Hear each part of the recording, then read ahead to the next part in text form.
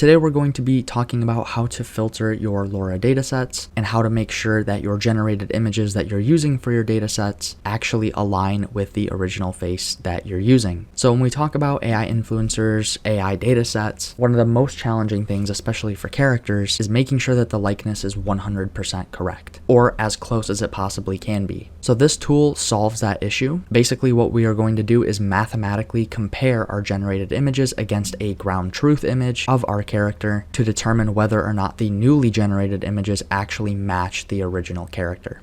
So this is extremely useful for filtering your datasets before actually doing your LoRa training, because when we're doing our LoRa training, we want to make sure that all the images we use are accurately reflecting our original character. And typically the process is to start with one image and then either image to image or face swap, or use Nano Banana or Flux Klein to create new images of that character. But when we do that, sometimes there are variations. And so this tool will mathematically solve that problem for us. So really quick, I want to give a shout out. I did not find this myself. I actually found this, again, scrolling YouTube from a channel called The 3 Minute Node. So just wanted to take a moment to give them credit there. So let us do an example real quick. As you can see, I already have my ground truth image loaded. So to do this, we are actually using a custom node pack called Face Analysis. So this node pack was actually created by the same team that did IP Adapter way back in Automatic 1111. And basically what it does, it uses different mathematical equations to determine the likeness between, like I said, your generated image and your ground truth image. So there are three options: cosine, Euclidean, and L2 norm. So in the industry, we are going to use cosine because cosine will actually compare the facial features independently of lighting, environment, or anything like that. So you're literally comparing the face and the person to the ground truth person. Euclidean distance is kind of the opposite of that.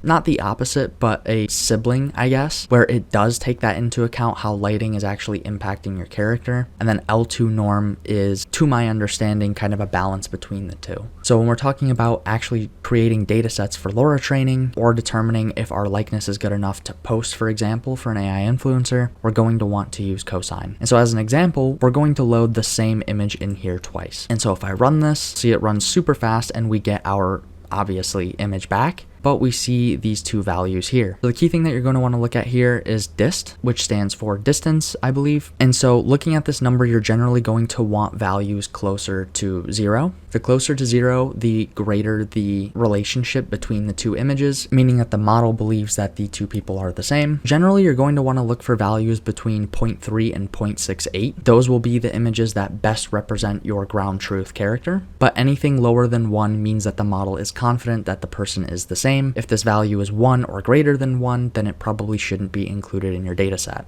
So let us do actually an example of this. I'm going to keep our reference image. And so I have this folder here that has just a bunch of images generated of this character. This hasn't been filtered at all. Honestly, a lot of this is from testing, so I don't even know how this is going to turn out. What I'm going to do is take the directory to that and put it in here. We'll leave all these settings the same, and we'll get just a general understanding of the relationship between our ground truth and the images that we had generated. All right, and so now we can see we've gotten all of our images back as well as a bunch of different values. So now if we cycle through these images, we can take a look at the values that we got against the ground truth. So looking at this first image, a value of 0.44, and a distance of 0.66. So like I said, you're going to want to look for anything less than 1, but the best images will be between 0.3 and 0.68. So this would be a good image to include in your LoRa dataset. And again, the lower both values are, the better. And so again, we can see pretty much all of these coming back as really, really solid, which I think speaks to this method that we're going to be talking about soon. But one thing to consider, obviously, is that this isn't looking at things like improper anatomy. You know, it's only considering the facial identity. So like, even though this is a great image for your face, obviously you wouldn't include it because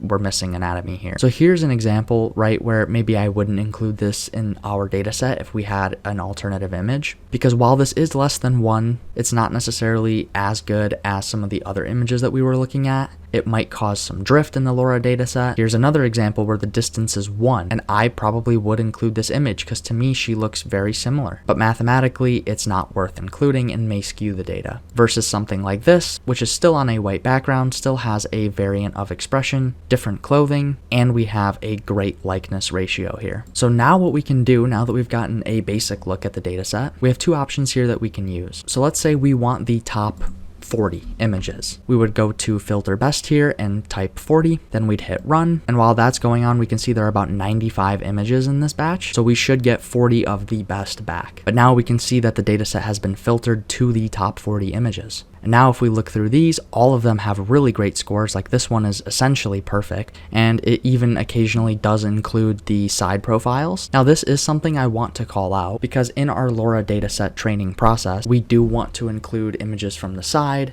images from an angle, right, kind of on both sides of your face, from the sides of your face. And so sometimes I've noticed that with those types of images, since it can't really see the face, it pretty much defaults to a poor score. And in those cases, I would really recommend using your best judgment. Those images are worth including if you want kind of the full panoramic view, so to speak, of your character. And this verification process really isn't going to consider the nuance of that. So something to keep in mind there, but this is a good one where it actually, it can see the face and actually gave it a pretty decent score. So I would definitely include this image, and we can kind of take a look at some of these other ones here. And sure enough, this does feel like a significantly higher quality data set. But if we wanted to actually even take this up a notch further, what we could say is, okay, give me the top 30 with a maximum threshold distance of 0.5. And so what this is going to do is try and pull out the top 30 images that don't have a score higher than 0.5. So this is going to optimize your data set to the best possible state that it could get to and really bring out the best of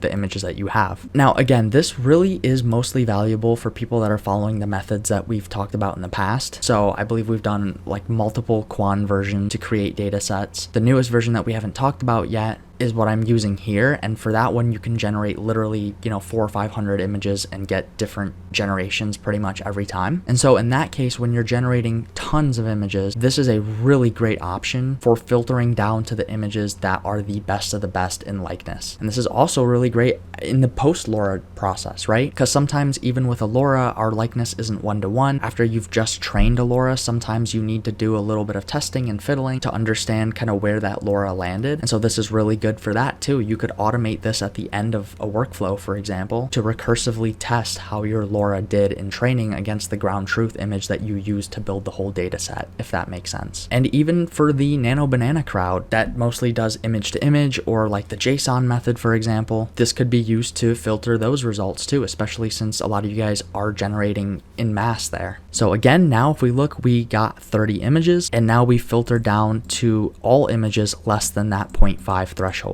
And so the coolest part about this now is once you have your criteria picked out, you can actually save these images to a directory. So I just changed this workflow around a little bit for you guys. By default, save images will be turned off, and this will be set to its default settings. So when you first boot up the workflow, you can just run it and get a general understanding. Then you can narrow in your criteria. Again, we'll do that 0.5 and 30 image threshold. We will enable save images, set our character name, finally turn off generate image overlay. And now when we run this, we will see those top 30 images, which do not have the comparison information, and which will all be saved into your outputs, then your Silent Snow folder, which for those of you that have run our workflows in the past, you should already have this, then filtered datasets, and you will see the dataset under your character name. And you guys can find this workflow in the link in the description. And now your question might be, how do I actually install this? So as usual, to install this, you'll go to your manager, update your ComfyUI, you'll go to your custom nodes manager, then you're going to type face analysis, and you're going to look for the one by Matteo. You're going to install that, then you're going to go back to your manager and restart. Once you do that and you reload the workflow, you should have all the nodes ready to go and ready for use. But that is it for today. This is honestly really huge for those of you that are generating tons of images. I definitely recommend this,